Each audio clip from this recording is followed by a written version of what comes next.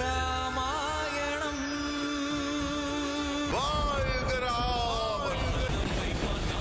அனுமன் எப்படி நடந்து கொள்கிறான் என்று நீங்களே பாருங்கள். இவை அனைத்திற்கும் நீங்கள் தான் காரணம். நான் முகனாரே, உங்களை நோக்கி தவம் இருந்தால் வரத்தை வாரி வழங்குகிறீர்கள். நீங்களே பாருங்கள். ஒரு வானரனை சக்தி வாய்ந்தவனாக ஆக்கியதன் விளைவு யமதர்மன் அனுப்பிய ஆட்களையே ஏளனமாக நினைக்கின்றான். இயற்கையை அதன் வேலையை செய்ய விடாது தடுத்துக் கொண்டிருக்கிறான். நன்கு சிந்தித்து பாருங்கள். நீங்கள் தானே வரம் தந்தீர்கள். யாராலும் அழிக்க முடியாத சாகா வரத்தினை தந்தீர்கள். அந்த வரத்தின் பலத்தை தான் இப்போது அவன் பயன்படுத்திக் கொண்டிருக்கிறான். நானே அனுமனை சந்திக்க செல்ல போகிறேன்.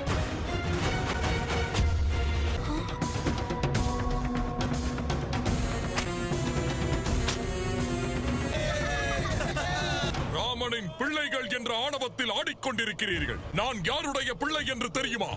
நான் கும்பகர்ணனின் மகன். என்னை எதிர்கொள்ளுங்கள். ஆயுதத்தை தேர்ந்தெடுத்துக் கொள்ளுங்கள்.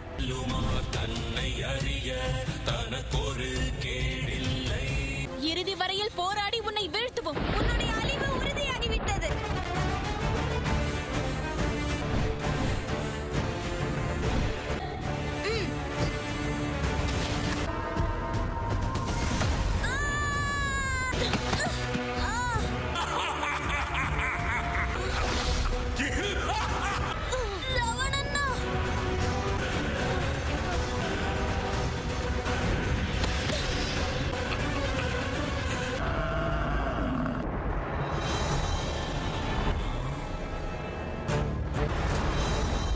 வணங்குகிறேன் யமதர்மரே.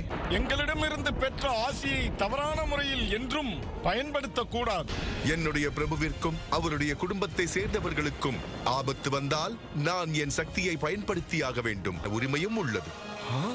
யமதர்மராஜரே, நானோ ஒரு வானரன். எனக்கு தெரிந்ததெல்லாம் என் பிரபு ராமர் மட்டும்தான். அவருக்கு ஏதேனும் நேர்ந்தால் அவரை பாதுகாக்க வேண்டியது இந்த சேவகனின் கடமை. உனக்கு சக்தியை கொடுத்த தேவர்கள் இன்னும் அவர்களிடம் இருக்கும் சக்தியை இழந்து விடவில்லை. அவர்களோடு மோதினால் மிக பெரும் அழிவை சந்திக்க நேரிடும். பாருங்கள் யமதர்மரே, அயோத்தியில் நுழைந்துதான் தீருவேன் என்ற உங்களின் எண்ணத்தை நான் மாற்றி காட்டுகிறேன்.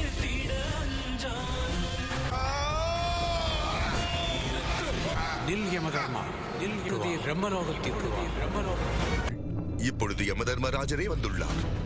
அப்படி என்றால் நான் சந்தேகப்பட்டது சரிதான். இந்த அயோத்தி நகரில் என்னவெல்லாம் நடக்கின்றதோ அதற்கு மாறாக காலம் ஏதோ திட்டம் தீட்டுகிறது. லவன், குசன், இந்த பூமியில் யார் விழுந்தார்கள் என்பது முக்கியமல்ல. கீழே விழுந்தாலும் யாரால் மீண்டும் எழ முடிந்தது என்பதுதான் முக்கியம். அநீதிக்கு முன்பு தலை வணங்கிவிடக் கூடாது பிள்ளைகளே. ரகுகுலத்தின் கௌரவம் மற்றும் உங்கள் அம்மாவின் பெருமையும் தலைகுனியும். அம்மா, அம்மா.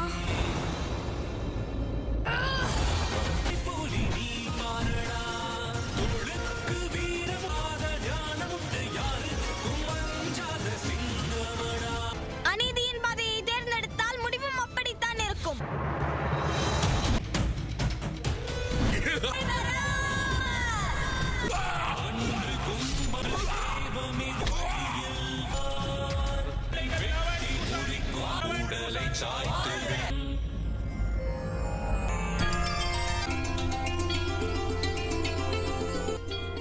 உங்களுடைய செய்கையும் தவறாக இருந்திருக்கலாம்.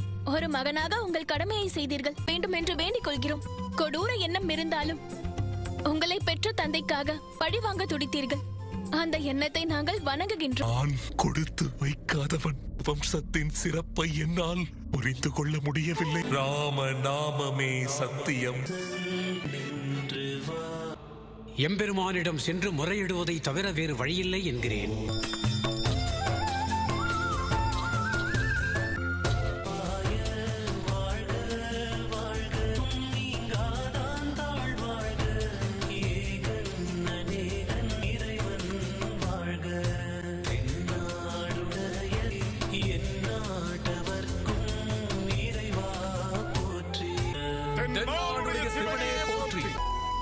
துவாபர யுகம் தொடங்க வேண்டிய நேரம் வந்துவிட்டது.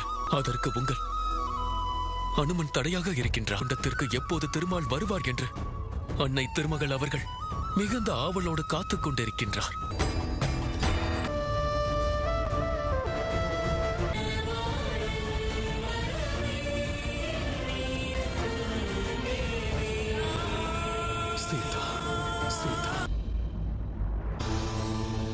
வேண்டும் எம்பெருமானே. தாம் அறியாதது எதுவும் இல்லை, அனைத்தையும் அறிவீர்கள். ஆதிசேடன் தயாராக இருக்கிறார், திருமகளும் தயாராக இருக்கிறார்கள். இவர்கள் இருவர் மட்டும் திருமாலை எதிர்பார்த்து காத்திருக்கவில்லை. ஒரு புது யுகம் உங்களுக்காக காத்திருக்கிறது. நீங்கள் சொல்வது புரிகிறது எம்பெருமானே. ஒரு புதிய கதை, ஒரு புதிய யுகம், ஒரு புதிய அவதாரம் எடுக்கும் நேரம் வந்துவிட்டது. இருப்பினும் பிரச்சனை என்னவென்றால், இந்த முறை தடையாக நிற்பது அசுரனோ அசுர சக்தியோ அல்ல, பக்தன். இந்த தடையில் சதியோ பழிவாங்கலோ இல்லை, ஓர் பக்தனின் எல்லையற்ற அன்பு. எம்பெருமானே, இந்த உலகில் யுக யுகங்களுக்கு எப்பொழுதெல்லாம் ஓர் உண்மையான பக்தன் பெயரை கூறுகிறார்களோ அப்பொழுது முதலில் அனுமன் பெயரைத்தான் கூறுவார்கள்.